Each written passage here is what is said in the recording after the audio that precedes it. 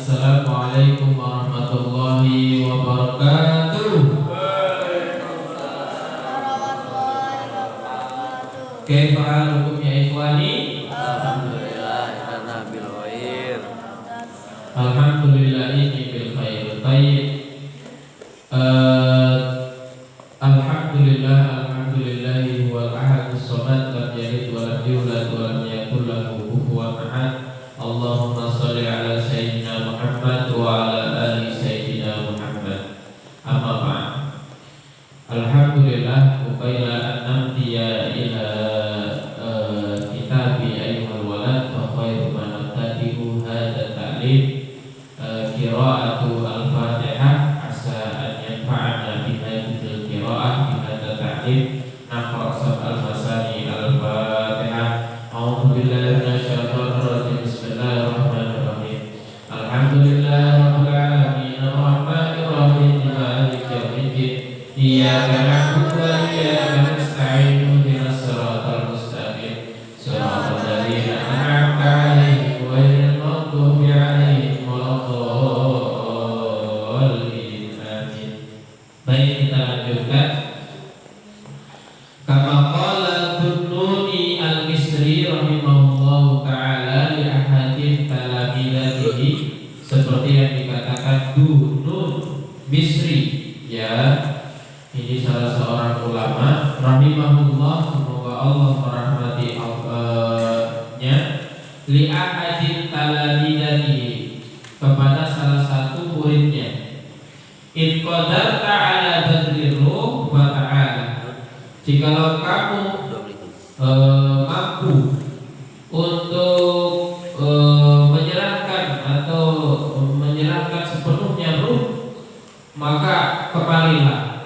Wa illa fala, dan jika tidak, ya, fala tashtagil, janganlah kamu sibuk biturrohati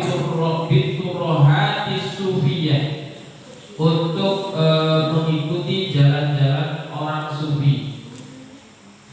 Jadi Imam Ahmad Al-Ghazali dalam kitabnya Ayyuhal Walad itu menukil dari ucapannya Dunun Misri ini, bahwa kalau kita pengen menjadi orang yang sufi, ya sufi itu yang mempelajari tasawuf, artinya orang-orang yang benar-benar jernih baik pikiran, hati, dan keimanannya, maka berikanlah segenap ruhnya, atau artinya kalau mau silahkan datang dan benar-benar belajar, tidak setengah-setengah. Artinya apa? Artinya ketika dia pengen benar-benar mensucikan jiwa dan raga dan pikiran dan ruhnya, maka setiap orang yang mau menempuh jalan ini harus segenap hati, benar-benar belajar, tidak setengah-setengah. Karena jalan tasawuf ini kalau ditempuh dengan cara setengah-setengah, dia tidak akan mampu menjadi orang yang sufi. Artinya orang yang jernih pikirannya, jernih hatinya, jernih batinnya, jernih ruhnya, dan lain sebagainya. Maka dia tidak akan mendapatkan apa-apa. Artinya seperti itu. Itu menurut Imam Dunun Misri kepada salah satu muridnya. Ayyuhal walad, wahai anakku, inni unsihuka bi thamaniyati asya, sesungguhnya aku sudah menasihati kamu 8 perkara. Ya. Iqbalha, maka terimalah 8 perkara yang kemarin sebelumnya sudah pernah kita pelajari. Minni, dariku. Li'alla yakuna ilmuka khasman, supaya tidak supaya tidak ilmumu menjadi khasman. Khasman itu musuh bagi kamu sendiri ketika hari kiamat. Artinya apa? Kok bisa ilmu kita jadi musuh kita? Artinya ilmu yang tidak diamalkan itu suatu saat akan menjadi kekangan api neraka kalau tidak diamalkan. Man su'ila an ilmin faqatamahu uljima yaumal qiyamati bilijamin. Orang yang punya ilmu tapi senantiasa dia menyembunyikan ilmunya, nanti suatu saat justru akan menjadi bahaya bagi dirinya pada hari kiamat, nanti akan dikekang oleh api neraka. Kenapa? Loh, Allah sudah mengamanatkan ilmu kepada dia, tapi kenapa dia tidak mau mengamalkan seperti itu? Ta'malu minha arba'an wa tad'u minha arba'atan. Ya kan? Kerjakanlah darinya 4 perkara, wa tad'u minha arba'atan, dan tinggalkanlah darinya 4 perkara. Ammal lawati tad'u, adapun perkara-perkara yang perlu kamu tinggalkan, fa ahaduhuma alla tunadiru ahadan fi mas'alatin. Ya, salah satunya yaitu janganlah kamu mendebat seseorang dalam masalah. Ya, mastata'ta, sesuatu yang kamu benar-benar kuasai atau mampu. Jadi tidak usah berdebat terhadap perkara yang kamu kuasai, sudah mampu. Berdebat sama orang yang nggak mampu, udah diem.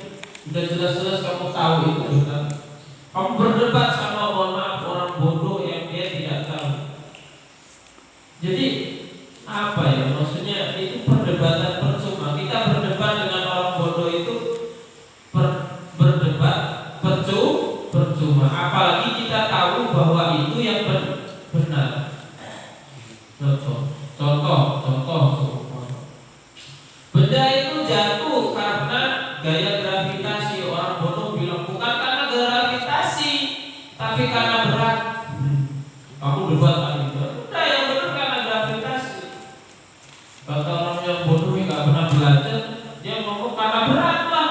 Nggak mungkin karena gravitasi. Akhirnya nggak usah ini, udah tinggalin aja.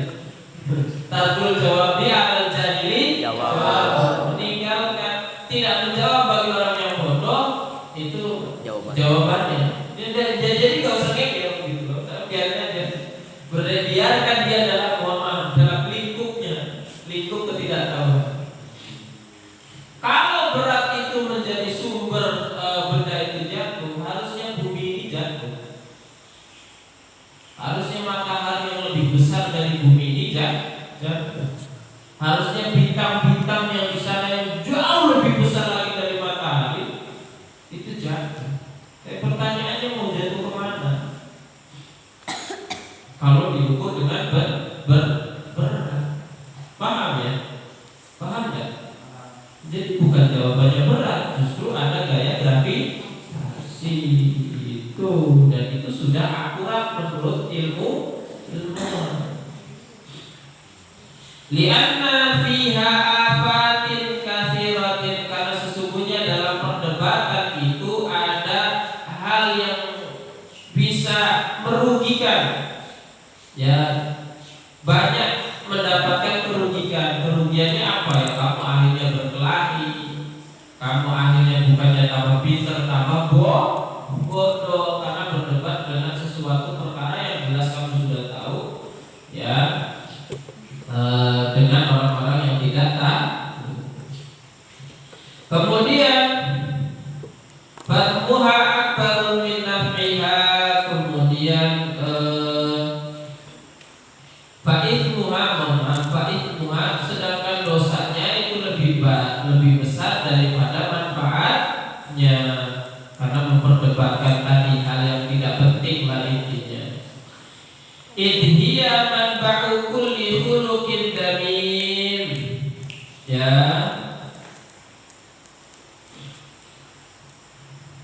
karena hal tersebut merupakan sumber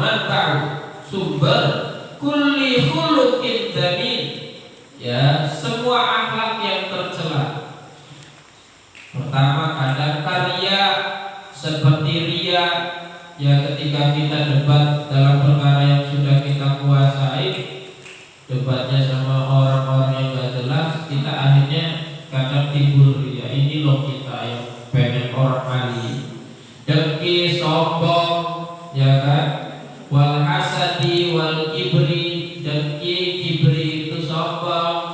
Wal hikdi, ya, sakit hati, al-adawah, permusuhan, wal mubahat, ya, mubahat itu larangan-larangan dan lain sebagainya. Ya, jadi itu yang pertama yang perlu ditinggalkan menurut Imam Al-Ghazali. Apa itu tadi? Tidak berdebat orang dalam suatu permasalahan di mana permasalahan itu kamu sudah kuasai, khususnya debatnya dengan orang jahil, dengan orang yang bodoh, tidak akan menghasilkan apa-apa.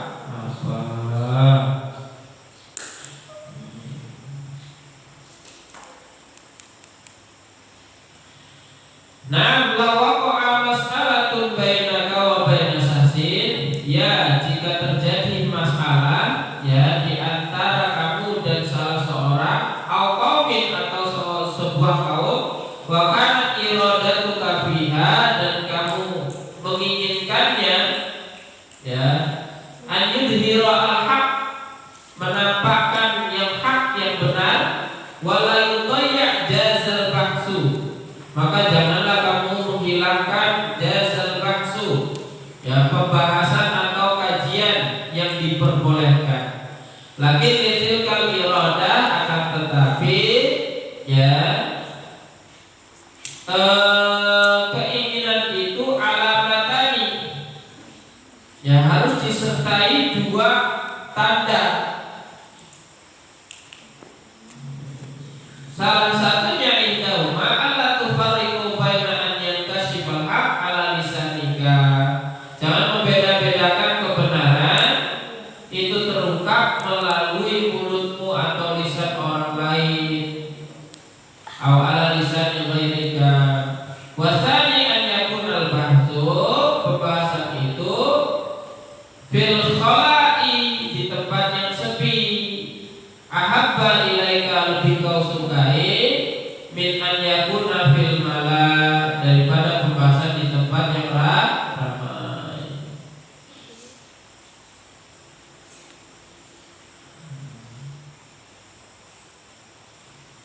Artinya apa? Jadi gini, ini bahasanya sebenarnya seperti ini. Kalau kamu berdebat, berselisih punya masalah sama teman kamu, baik individu ataupun dengan satu golongan, satu kelas ataupun satu golongan apa intinya, maka jangan tampakkan kebenaran itu atau pembahasan yang diperbolehkan. Artinya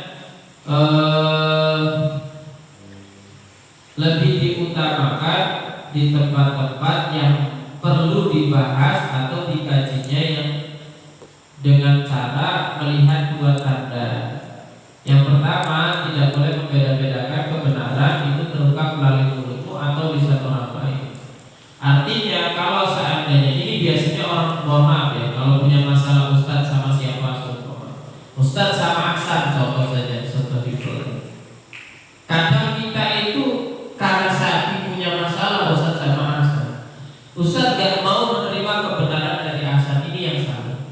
Makanya bahasa di sini kau tidak membeda-bedakan antara kebenaran dari lisan kamu sendiri ataupun lisan orang lain. Jadi kalau punya masalah, kalau Aksan benar ya kamu harus mengakui kebenaran Aksan. Begitupun sebaliknya, kalau Ustaz yang benar, Aksan gak boleh ngeyel. Kadang perselisihan atau masalah itu disebabkan hal yang sepele, dan akhirnya karena masalah itu kita gak mau menerima kebenaran orang lain. Ini fatal akibat. Akhirnya gak bisa berdamai. Yang kedua, pembahasan di tempat sepi lebih kau sukai daripada pemahaman di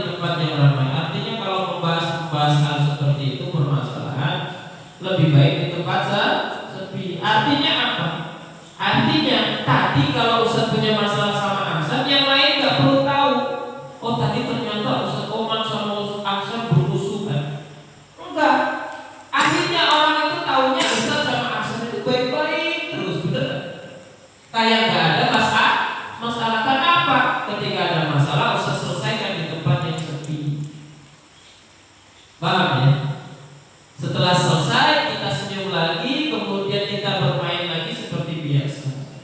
Nah, ini salah satu nasihat dari Imam Al-Ghazali untuk kita. Semoga bermanfaat. Ini saja yang bisa Ustaz sampaikan. Kurang lebihnya mohon maaf. Wassalamualaikum warahmatullahi